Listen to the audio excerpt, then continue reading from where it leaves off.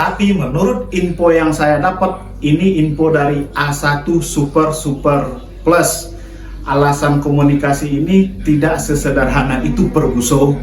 Terbang tinggi Garudaku, kami siap mendukungmu. Kalah menang kami gak malu, kami akan cinta selalu. Farzana Sport, Farzana Group. Assalamualaikum warahmatullahi wabarakatuh. Salam olahraga, salam sehat, salam sukses bersama.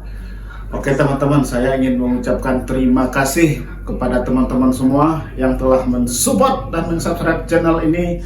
Semoga channel ini semakin berkembang dan semakin menyala bangku. Dan tak bosan-bosannya saya selalu mendoakan wabil khusus buat penonton setia Farzana Sport agar kehidupannya dipermudah di dunia maupun di akhirat. Oke teman-teman, pada konten kali ini saya akan bahas alasan pemecatan Coach Sintayong ataupun Coach STY. Seperti kita ketahui teman-teman, PSSI telah resmi mengumumkan pemberhentian kerjasama dengan Coach STY ataupun dalam tanda kurung dipecat ataupun pemecatan STY. Ini terjadi teman-teman pada tanggal 6 Januari di tahun 2025 ini pada jam 12 tepat. Pak Erick Thohir sendiri yang langsung mengumumkannya di preskon ini. Maka setelah diumumkannya preskon ini, Timnas Indonesia sudah tidak dinakodai oleh STY lagi.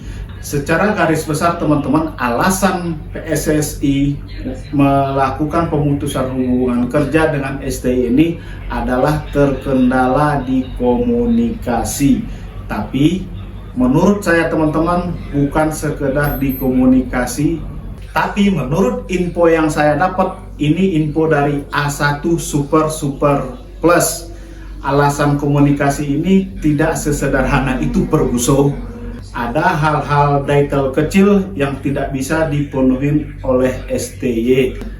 Intinya begini teman-teman, lebih baik membuang satu orang daripada mengorbankan kekompakan tim. Jadi inilah dia alasan pemecatan STY.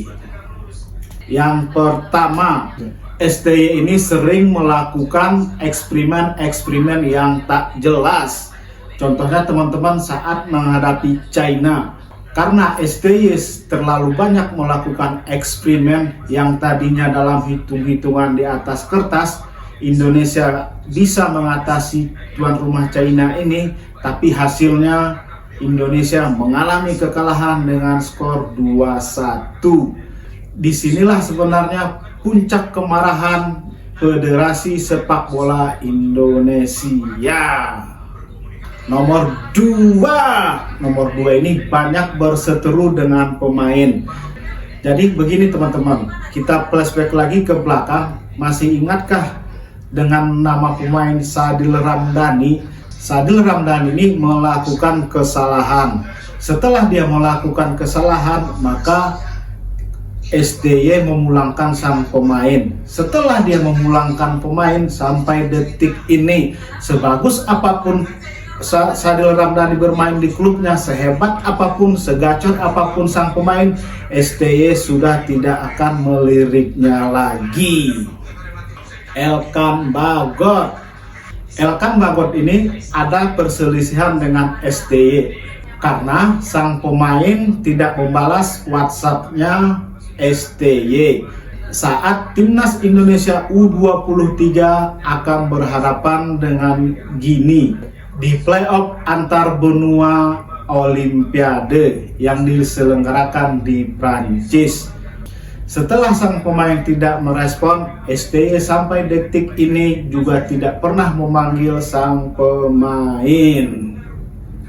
Eliano, kasus di Eliano ini teman-teman, STY kok yang minta untuk dinaturalisasi. Setelah prosesnya sangat super kilat, sang pemain cuma dimainkan di babak kedua menghadapi Bahrain. Next pertandingan menghadapi China, sang pemain ini pun tidak masuk ke daftar pemain cadangan. Saat menghadapi Jepang tidak diturunkan. Saat Indonesia mengalahkan Arab Saudi, sang pemain ini juga tidak diturunkan.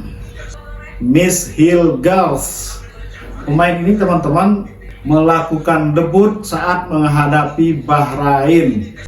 Dan next pertandingan menghadapi China, sang pemain ini digantikan di babak kedua.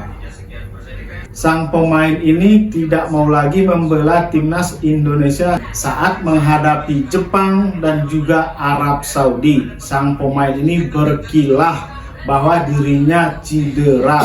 Padahal seperti kita ketahui teman-teman, 2 hari setelah menghadapi Jepang, sang pemain ini turun saat klubnya bermain, yaitu FC Twente, dan pemain ini bermain lebih kurang selama 80 menit. Kenapa sang pemain ini tidak mau memperkuat timnas Indonesia lagi? Ternyata dia bersiteru dengan STY. Jadi intinya begini teman-teman, lebih baik mengorbankan pelatih daripada harus mengorbankan lebih banyak pemain lagi.